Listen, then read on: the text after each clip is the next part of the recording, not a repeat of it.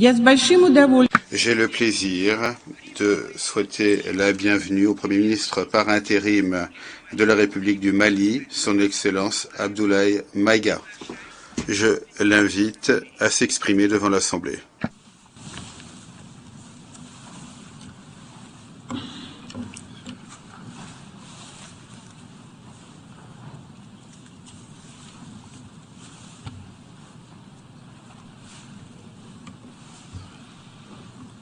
Monsieur le Président de l'Assemblée générale, Mesdames et Messieurs les chefs d'État et de gouvernement, Monsieur le Secrétaire général de l'Organisation des Nations unies, Mesdames et Messieurs, de prime abord, je voudrais m'acquitter de l'agréable devoir de vous adresser les chaleureuses salutations du peuple malien, riche de sa diversité culturelle, religieuse et ethnique, ainsi que celle de son Excellence, le colonel Assimi Goïta, président de la transition, chef de l'État. Monsieur le Président, votre brillante élection à la présidence de cette 77e session de l'Assemblée générale et la fin des travaux de la 76e session de l'Assemblée générale, brillamment conduit par votre prédécesseur, son Excellence Monsieur Abdullah Shahid, de la République des Maldives, m'offre l'heureuse occasion d'adresser à vos excellences les chaleureuses félicitations de tout le Mali. Enfin, permettez-moi de réitérer à notre secrétaire général, M. Antonio Guterres, notre haute appréciation des efforts louables qu'il continue de déployer pour la réalisation des nobles objectifs de notre organisation commune. Nous sommes convaincus que vous êtes un ami du Mali et du Sahel. L'amitié reposant sur la sincérité, souffrez que je vous exprime mon profond désaccord suite à votre récente sortie médiatique, au cours de laquelle vous prenez position et vous vous exprimez sur l'affaire des 46 mercenaires ivoiriens, qui est une affaire bilatérale et judiciaire entre deux pays frères. C'est évident que la qualification judiciaire des infractions liées à cette affaire ne relève pas des attributions du secrétaire général des Nations unies. Au Mali, notre administration ne travaille pas sur la base de l'oralité ni des déclarations par voie de presse.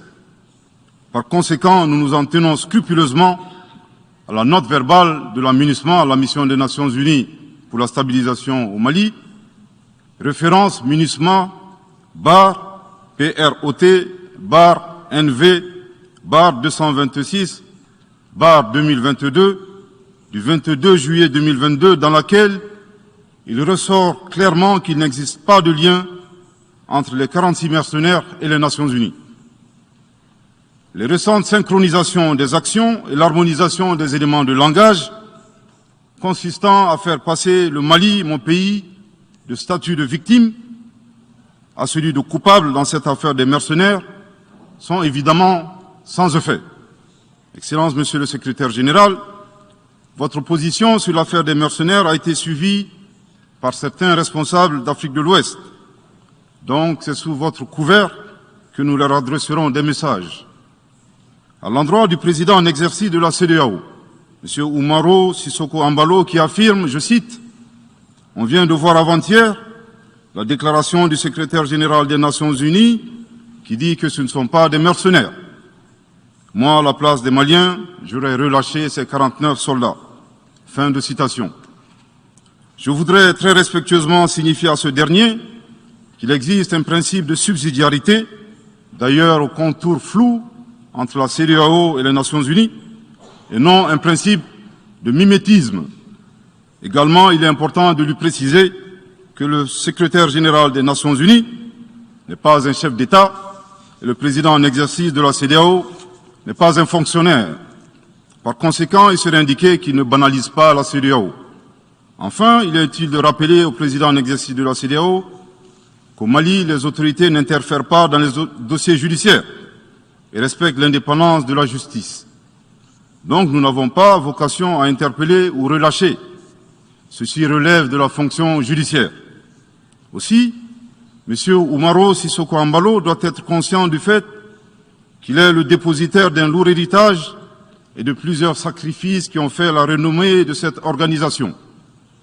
La dynamique ayant fait la grandeur de la CEDEAO ne doit pas être brisée. Par ailleurs, nous avons pris acte de la menace de sanctions proférées contre le Mali, et loin d'être impressionnés par des sanctions, je voudrais signaler au président en exercice de la CEDEAO qu'à la fin de son mandat, les peuples ouest-africains le jugeront sur les efforts qu'il a fournis pour améliorer les conditions de vie des populations et non des shows médiatiques servant des agendas étrangers. À l'endroit de M. Bazoum, il remarquera que le gouvernement de la transition n'a pour le moment jamais réagi à ces propos injurieux pour deux raisons cumulatives. La première raison tient au respect de l'héritage laissé par nos ancêtres, qui consiste à ne pas répondre aux injures par des injures. La seconde relève de l'identité de M. Bazoum, l'étranger qui se réclame du Niger. Nous savons que le peuple nigérien, frère du Mali, se distingue par des valeurs sociétales, culturelles et religieuses très riches. M. Bazoum n'est pas un Nigérien, son comportement nous le reconforte totalement dans notre constat. Excellence, Monsieur le Secrétaire général, le Mali tirera toutes les conséquences de droit de vos agissements. Devant Dieu et en leur âme et conscience, nous demandons à ceux qui refutent notre version d'indiquer s'ils accepteront que les militaires ayant dissimulé leurs identités en mettant sur leur passeport qu'ils sont peintres, maçons, etc., avec des armes débarquent dans leur aéroport sans que le pays de destination n'ait été au préalable informé et dans le dessein funeste de déstabiliser ce pays. S'ils ne l'acceptent pas en tant qu'État, si cela n'est pas possible à Lisbonne ou ailleurs, le Mali non plus ne l'acceptera pas en tant qu'État et ce ne sera pas non plus possible à Bamako ou dans une autre localité malienne. Monsieur le Président, une nouvelle ère des solutions porteuses de changement pour relever des défis interdépendants.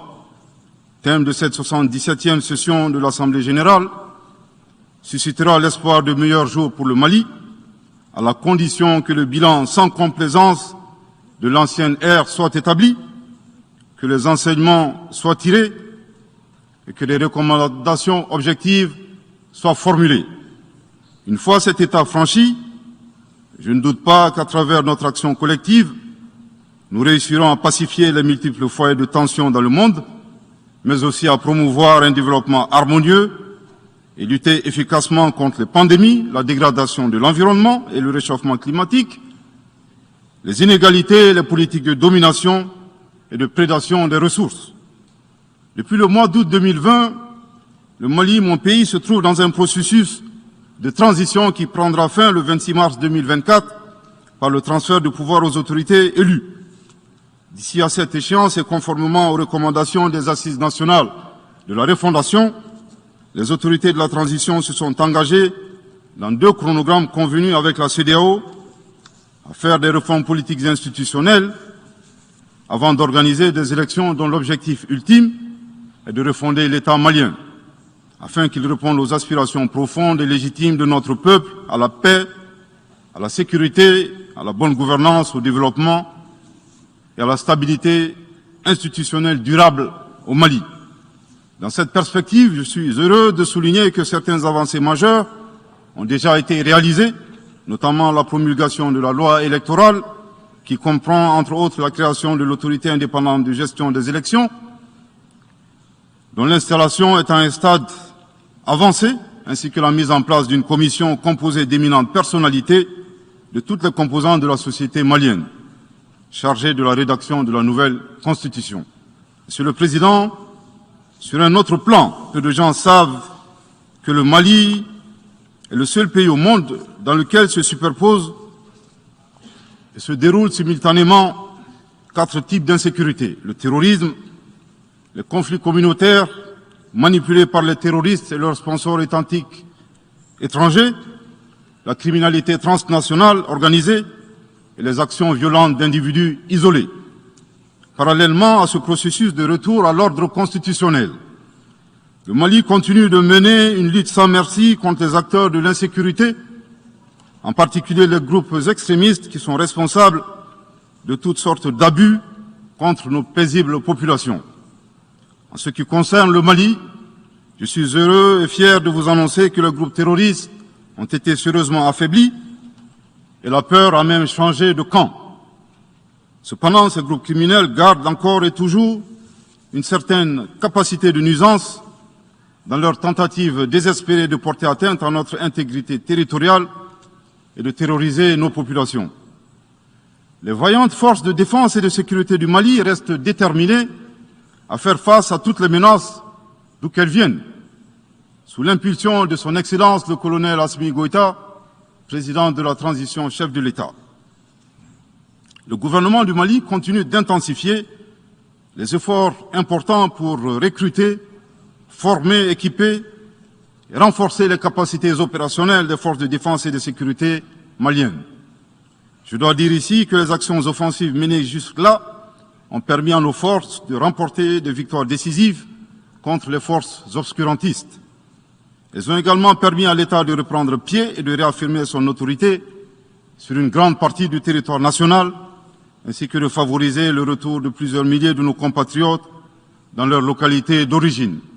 Cependant, nous savons que la solution uniquement militaire ou sécuritaire a ses limites. C'est la raison pour laquelle, en appui à l'action militaire, le gouvernement du Mali s'est doté d'une stratégie globale et intégrée, comprenant des mesures politiques, sociales, de développement, y compris la fourniture des services sociaux de base à nos populations, durement affectées par la crise multiforme que nous traversons depuis janvier 2012, avec comme objectif la restauration de l'autorité de l'État sur l'ensemble du territoire national. Dans cette dynamique, le gouvernement du Mali a approuvé le 24 août dernier la stratégie nationale de stabilisation des régions du centre et son plan d'action 2022-2024. Cette stratégie traduit la volonté des autorités de la transition d'avoir une approche holistique de la stabilisation des régions du centre. Elle vise à faire du centre une zone stable et prospère où les communautés sont réconciliées et vivent en harmonie avec leurs voisins. Parallèlement, la mise en œuvre diligente et intelligente de l'accord pour la paix et la réconciliation au Mali, issu du processus d'Alger, demeure une priorité stratégique des autorités de la transition. En tant qu'instrument pacifique de résolution durable de crise que traverse le Mali dans sa partie nord. Je dois dire que je suis particulièrement heureux des conclusions de la deuxième réunion de niveau décisionnel des parties à l'accord, tenue à Bamako du 1er au 5 août 2022. Cette importante réunion qui a regroupé les parties signataires et la médiation internationale a permis de lever certains obstacles afin de relancer le processus de mise en œuvre de l'accord. Poursuivant cette dynamique positive et progressive du processus de paix, la 6e réunion de haut niveau du comité de suivi de l'accord, CSA, s'est tenue à Bamako il y a à peine quelques semaines, le 2 septembre 2022. Cette session du CSA est un signal fort de la volonté des parties à s'engager dans une nouvelle dynamique en vue de parachever la mise en œuvre de l'accord. Je réaffirme ici notre attachement à ce processus, dont la réussite demeure l'une des conditions sine qua non de la stabilité durable du Mali. C'est le lieu pour moi de saluer une fois de plus le rôle actif de l'Algérie et l'accompagnement de l'équipe de médiation internationale. Je n'oublie pas ici la situation des réfugiés maliens dans les pays voisins, que je salue au passage pour leur hospitalité à l'égard des nôtres. Je n'oublie pas non plus celle de nos compatriotes déplacés internes. Je veux les rassurer que le gouvernement du Mali reste très attentif à leur situation précaire et que tous nos efforts visent à créer les conditions propices à leur retour dans la sécurité et la dignité en vue de leur participation effective à la vie de la nation. Monsieur le Président, dans sa difficile quête pour la paix, la stabilité et le développement durable, le peuple malien reste reconnaissant des efforts et des sacrifices consentis par la MINUSMA, de sa création en juillet 2013 à nos jours, visant à aider le Mali à restaurer son autorité sur l'ensemble de son territoire. C'est pourquoi je tiens à rendre hommage au nom du peuple et du gouvernement malien à la mémoire de toutes les victimes maliennes comme étrangères, civiles comme militaires, tombées sur le champ d'honneur au Mali. Cela dit, il nous faut reconnaître que près de 10 ans après son établissement, les objectifs pour lesquels la MINUSMA a été déployé au Mali ne sont pas atteints, et ce, en dépit des nombreuses résolutions du Conseil de sécurité. C'est pourquoi le gouvernement du Mali réitère sa demande, maintes fois exprimée, d'un changement de paradigme, d'une adaptation de la MINUSMA à l'environnement dans lequel elle est déployée et d'une meilleure articulation de cette mission avec les autorités maliennes. Dans cette perspective, il est extrêmement important pour la MINUSMA de rester une force d'appui au Mali dans sa quête de stabilité. Le gouvernement du Mali dénonce les influences extérieures négatives et les tentatives d'instrumentalisation de certaines entités légalement présentes au Mali pour servir des agendas cachés, y compris à travers l'exploitation de la question des droits de l'homme aux fins de déstabilisation. Monsieur le Président, le monde se souviendra qu'après avoir été abandonné en plein vol le 10 juin 2021 par la France, qui a unilatéralement décidé de retirer la force Barkhane du Mali, mon pays a été ensuite poignardé dans le dos par les autorités françaises. La précision est d'autant plus utile que nous refusons tout amalgame avec le peuple français que nous respectons. Les autorités françaises, profondément anti-françaises, pour avoir régné les valeurs morales universelles et trahi le lourd héritage humaniste des philosophes des Lumières, se sont transformées en une junte au service de l'obscurantisme. Je répète, les autorités françaises, profondément anti-françaises, pour avoir régné les valeurs morales universelles et trahi le lourd héritage humaniste des philosophes des Lumières, se sont transformées en une junte au service de l'obscurantisme. Je répète pour une dernière fois. Les autorités françaises, profondément anti-françaises, pour avoir régné les valeurs morales universelles et trahi le lourd héritage des philosophes des Lumières, se sont transformées en une junte au service de l'obscurantisme. Obscurantisme de la junte française nostalgique de pratiques néocoloniales, condescendantes, paternalistes et revanchardes, qui a commandité et prémédité des sanctions inédites, illégales, illégitimes et inhumaines de la CEDEAO et de l'UEMOA contre le Mali et mon pays. Après plus de 10 ans d'insécurité et en fait des milliers de morts, autant de réfugiés et de déplacés internes, n'est-ce pas un sacrilège de mettre une population malienne victime de l'insécurité dans un pays enclavé sous embargo pendant 7 mois, en procédant à la fermeture des frontières et la saisie des comptes financiers du Mali. Grâce à sa résilience et à la solidarité de pays amis et des peuples africains, le peuple malien a tenu et a déjoué les pronostics de ses adversaires. Obscurantisme de la junte française qui s'est rendue coupable d'instrumentalisation des différences ethniques, en oubliant si vite sa responsabilité dans le génocide contre les Tutsis au Rwanda, coupable également de tenter désespérément de diviser les Maliens, enfants d'une même famille. Enfin, obscurantisme de la junte française qui a violé l'espace aérien malien en y faisant voler des vecteurs aériens tels que des drones, des hélicoptères militaires et des avions de chasse plus d'une 50aine de fois, en apportant des renseignements, des armes et munitions aux groupes terroristes. Afin de se donner une bonne conscience, la junte française accuse le Mali de n'avoir pas été reconnaissant en se gargarisant de la mort regrettable de 59 soldats français au Mali lors de diverses opérations de lutte contre le terrorisme.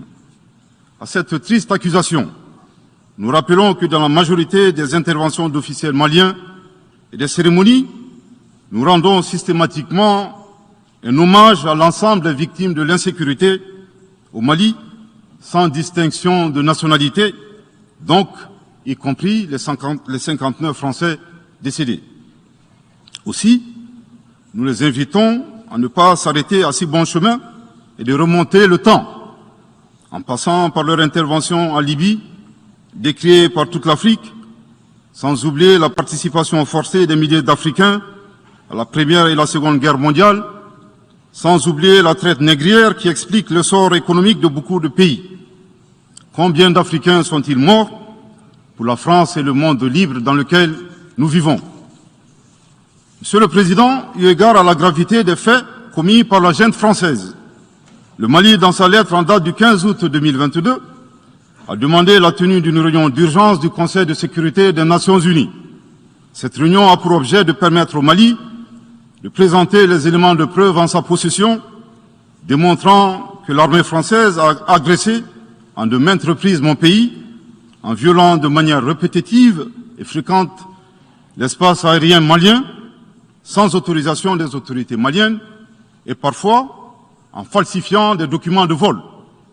Plus grave, Monsieur le Président, le Mali sera en mesure de prouver que la junte française a fourni des renseignements et des armes à des groupes terroristes. Le gouvernement du Mali s'interroge sur les raisons qui poussent cet État membre du Conseil de sécurité, de surcroît assurant la présidence de cet organe, à faire obstacle au débat en vue de la manifestation de la vérité. Le monde doit être édifié sur les faits graves qui se sont déroulés au Mali et qui sont à la base de l'aggravation de l'insécurité et de la déstabilisation du Mali et du Sahel.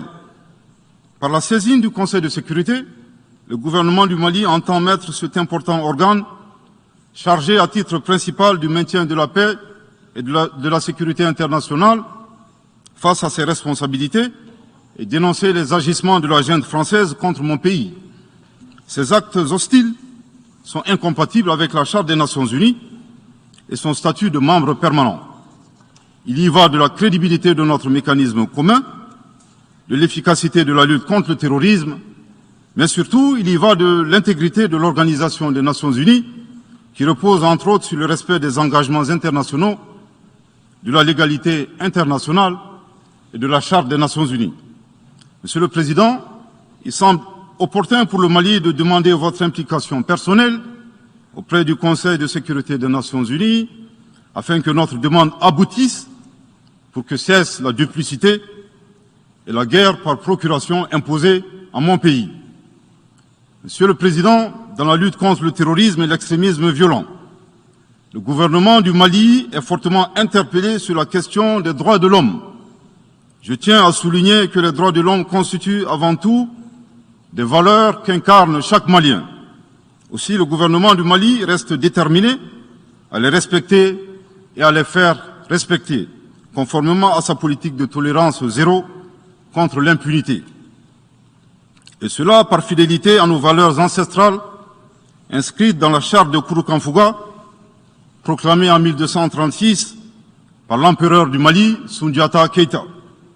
Le Mali, berceau de grandes civilisations, héritier de grands empires, terre de brassage, d'hospitalité et de tolérance, fait de la promotion et de la défense des droits de l'homme une priorité nationale. C'est pourquoi je réaffirme avec force que les opérations militaires des forces de défense et de sécurité du Mali sont conduites dans le strict respect des droits de l'homme et du droit international humanitaire. Cependant, comme je viens de le souligner, le gouvernement du Mali s'oppose avec véhémence à l'instrumentalisation de la question des droits de l'homme à des fins politiques, de positionnement, voire de chantage ou d'intimidation. De même, nous regrettons la sélectivité observée entre les droits des populations dont des villages entiers sont massacrés et rasés, qui ne suscitent presque pas d'indignation particulière, et la manipulation communicationnelle faisant passer des terroristes neutralisés sur le champ de bataille pour des civils innocents. Monsieur le Président, pour terminer, je dirais que le peuple malien a décidé de prendre son destin en main. Il soutient pleinement le gouvernement dans la refondation du Mali, ainsi que le retour à un ordre constitutionnel apaisé et sécurisé en mars 2024, à l'issue d'élections libres, transparentes et crédibles. La réalisation de ces vastes chantiers exige du gouvernement de poursuivre et d'intensifier les efforts en vue de l'amélioration continue de la situation sécuritaire dans le pays et de la protection des personnes et de leurs biens. À cet égard, je me réjouis de la tenue à Lomé, le 6 septembre dernier, de la 3e réunion du groupe de suivi et de soutien à la transition. Les conclusions de cette importante rencontre, notamment la reconnaissance des progrès réalisés par la transition et les appels lancés en faveur de la mobilisation de tous les partenaires, du Mali pour consolider leur appui politique, économique, technique et financier à la République du Mali, ainsi que pour soutenir les efforts des autorités de la transition du Mali en vue d'un retour harmonieux à l'ordre constitutionnel. Je voudrais rappeler que la transition au Mali résulte de plusieurs années de dysfonctionnement de notre jeune démocratie qui a engrangé quelques résultats positifs. Malheureusement, à l'heure du bilan, les passifs sont plus importants que les actifs, d'où la survenance de la transition. Je saisis cette opportunité qui m'est offerte pour remercier chaleureusement notre respecté aîné, son Excellence le Président Alassane Dramane Ouattara, pour les sages et éclairés conseils qu'il nous a prodigués dans son allocution mémorable à cette 77e session de l'Assemblée générale des Nations unies. Je voudrais le rassurer que les autorités de la transition malienne n'ont d'autres objectifs que de faire des réformes politiques et institutionnelles avant d'organiser des élections, tout en luttant obstinément contre le terrorisme. Ces réformes permettront d'améliorer la gouvernance et toutes les dispositions seront prises pour que la démocratie malienne soit la plus enviée au monde. Dans ce chantier, nous prêterons une attention particulière au troisième mandat, qui ne sera pas possible. Le troisième mandat pour un public moins averti consiste pour un président de la République d'effectuer une manœuvre en 4 temps, en vue de conserver le pouvoir pour lui seul et son clan. Premier temps, presque en fin de second mandat, donc en principe non rééligible, il s'agit pour le président de la République sortant de déclencher une révision constitutionnelle de manière non consensuelle. Deuxième temps, au cours de cette révision constitutionnelle, le président de la République sortant modifiera quelques dispositions constitutionnelles.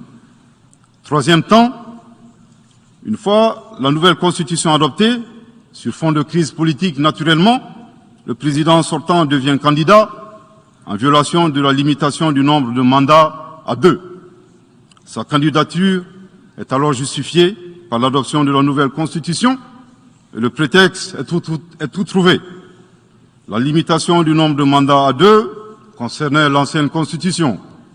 Par conséquent, il est candidat au regard de la nouvelle constitution adoptée. Quatrième temps, une farce électorale est organisée. Forcément, il remporte les élections et s'ensuit une chasse impitoyable aux opposants politiques, dont certains sont arrêtés, d'autres s'exilent et d'autres assassinés. Les allégeances sont obtenues grâce au pouvoir de l'argent, le clientélisme et les intimidations. Dans un langage plus simplifié et en référence à une métaphore footballistique, le troisième mandat est une magie. C'est l'art de se dribbler soi-même tout en gardant le ballon.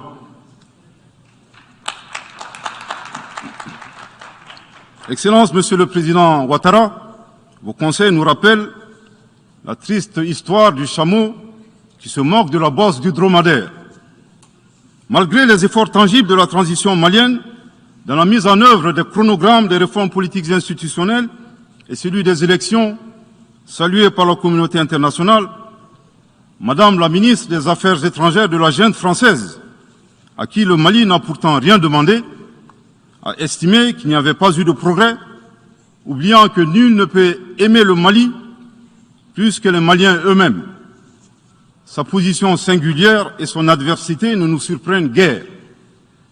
Victor Hugo, dans Claude Gueux, a classé le genre humain en 2 catégories, en indiquant, je cite, qu'il y a des hommes qui sont fers et des hommes qui sont aimants. Fin de citation. Madame le ministre, dont il s'agit malheureusement, n'est ni fer, ni aimant, elle est hideusement sui generis. Devant l'incertitude et les situations étrangères, le peuple malien adopte une attitude prudente. C'est ce que l'écrivain et le sage Amadou Hampâté-Bâ met en relief en conseillant dans l'étrange destin de Wangrin que, je cite, « Si observer est une qualité, savoir se taire préserve de la calamité ». Fin de citation. Madame le ministre de la junte française, le Mali vous conseille de vous contenter d'observer sa situation. C'est l'occasion pour moi de saluer les relations de coopération exemplaires et fructueuses entre le Mali et la Russie, tout en réaffirmant que le Mali reste ouvert à tous les partenaires qui souhaitent l'aider à relever les défis multiples qui l'assaillent dans le respect strict de sa souveraineté, de son unité et de la dignité du peuple malien. Le Mali rappelle que conformément à la vision du colonel Assimi Goïta, président de la transition chef de l'État, 3 principes guident l'action publique nationale. Premier principe, le respect de la souveraineté du Mali. Deuxième principe, le respect des choix stratégiques et de partenaires opérés par le Mali. Troisième principe, la prise en compte des intérêts vitaux du peuple malien dans les décisions prises. En application de ces principes, le Mali reste disposé à poursuivre et à renforcer ses relations de bon voisinage avec l'ensemble des pays qui l'entourent. De même, le Mali, fidèle à son engagement panafricain, continuera à œuvrer au sein des organisations sous-régionales et régionales pour la réalisation de l'intégration africaine. Également, l'atteinte des objectifs de la transition requiert l'accompagnement de l'ensemble des partenaires du Mali, y compris les Nations Unies. J'en appelle donc aux amis du Mali à rester mobilisés aux côtés du gouvernement en vue de l'aider à relever ensemble ces défis importants. Pour la grande majorité des États du monde, convaincus par le respect mutuel et le partenariat gagnant-gagnant, je leur garantis que les portes du Mali leur sont grandement ouvertes et les Maliens les accueilleront les bras ouverts. Pour la minorité qui serait tentée de ne pas respecter ces principes, nous leur promettons qu'ils feront face à des millions de Assimi Goïta, soucieux de défendre leur honneur, leur dignité et leurs intérêts vitaux. Je terminerai en donnant 2 conseils aux nostalgiques de la domination. Ayez le sens de l'empathie en traitant les autres comme vous voudrez être traités ou en ne faisant pas aux autres ce que vous ne voudrez pas qu'on vous fasse. Le second conseil, revoyez vos copies, revoyez vos modèles, revoyez vos logiciels pour intégrer le changement de mentalité et l'évolution du monde dans vos grilles de lecture et d'analyse. Sortez du passé colonial et entendez la colère, la frustration, le rejet qui remonte des villes et campagnes africaines, des populations africaines, et comprenez que ce mouvement est inexorable. Grâce au principe de la multiplication fractale, vos intimidations et vos actions subversives n'ont fait que grossir le rang des Africains soucieux de préserver leur dignité.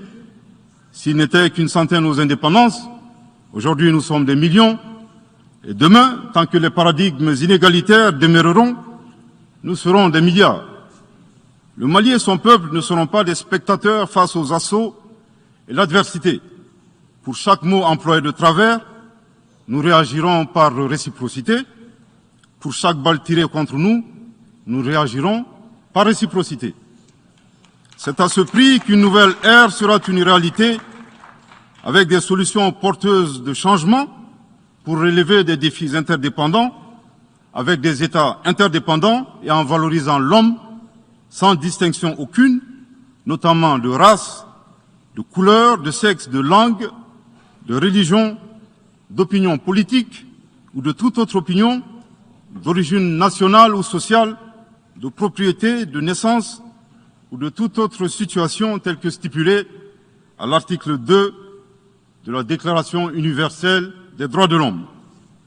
Que Dieu bénisse le Mali et préserve les Maliens des forces obscurantistes et destructrices du monde. Que Dieu bénisse l'Afrique et préserve les Africains des forces obscurantistes et destructrices du monde. Que Dieu bénisse le monde et préserve l'humanité entière des forces obscurantistes et destructrices du monde. Je vous remercie de votre très aimable attention.